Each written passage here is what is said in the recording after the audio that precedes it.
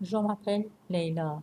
Chaque nuit, je cherche la frontière entre le réel et ce qu'on appelle la peur. Ce que tu vas entendre n'est pas une simple histoire. C'est une empreinte, un souvenir qui refuse de disparaître. La peur me connaît par mon nom.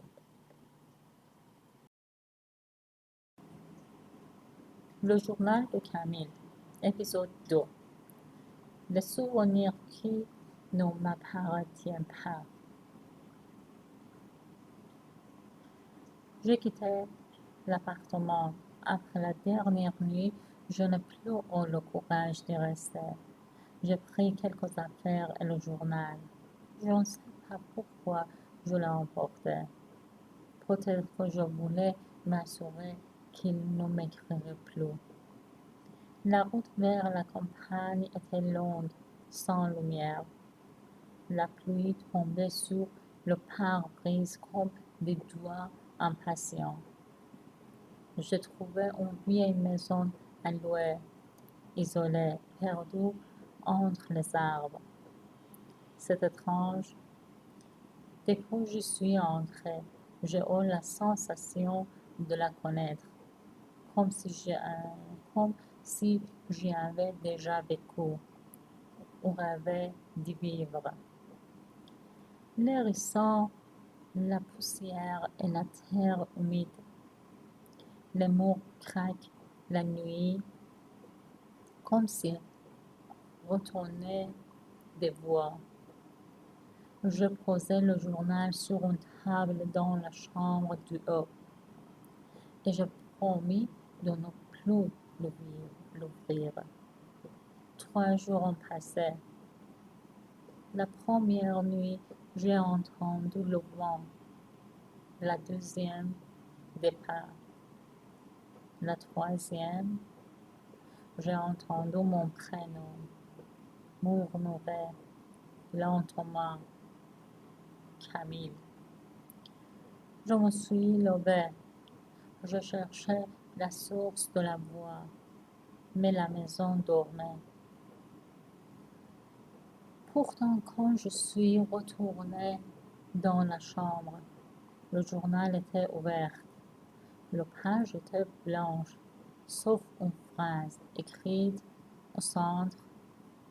Tu n'aurais pas dû revenir ici. Revenir ici, je n'ai jamais vécu dans cette maison. Enfin, je crois. Depuis ce matin découvert des objets que je ne me souviens pas avoir apportés. Une photo jaune sur le mur, un peigne ancien, une tasse ébréchée. Tout semble familier, comme si j'étais déjà chez moi. Ce soir, j'ai pris le journal à nouveau. La couverture est froide. L'encre sur la dernière page s'est mise à briller dans le noir. En lettres fines, Lucien aimait cette maison. Lucien, encore lui. Je cherchais dans les archives de la mairie du village. Personne de son nom n'est jamais habité ici. Pourtant, une vieille femme m'arrêtait dans la rue.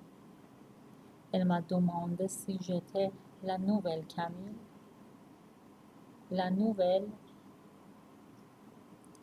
elle m'a dit qu'il y avait déjà une autre femme ici. Elle écrivait dans un journal. Et un jour, elle a disparu. Ce soir, d'entendre les marches grincer au rez-de-chaussée, comme si quelqu'un montait lentement, un pas après l'autre. Mon corps bat si fort que j'entends le son dans mes oreilles. Je pris le journal.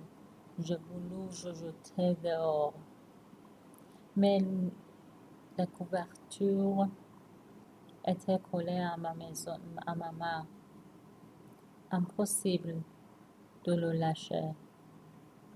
J'ai senti quelque chose me traverser, une chaleur étrange, presque vivante. Et une phrase est apparue sans que j'écrive rien. Tu n'étais jamais parti, Camille. Je crois comprendre maintenant. Ce ne sont pas mes souvenirs, ce sont les siens. Cette maison, ce journal, tout cela n'est qu'un cycle. Lucien, Camille, encore et encore. Des noms écrits sur des pages qu'on ne peut pas effacer. Et moi, je sens déjà que ma main bouge, seule, sur le papier. L'encre glisse. Il est revenu. Et moi, je n'ai plus peur, parce que quelque part, je crois que j'ai toujours vécu ici. Je suis Leila et je t'attends dans la prochaine ombre. On revient demain. L'histoire n'a pas fini avec toi.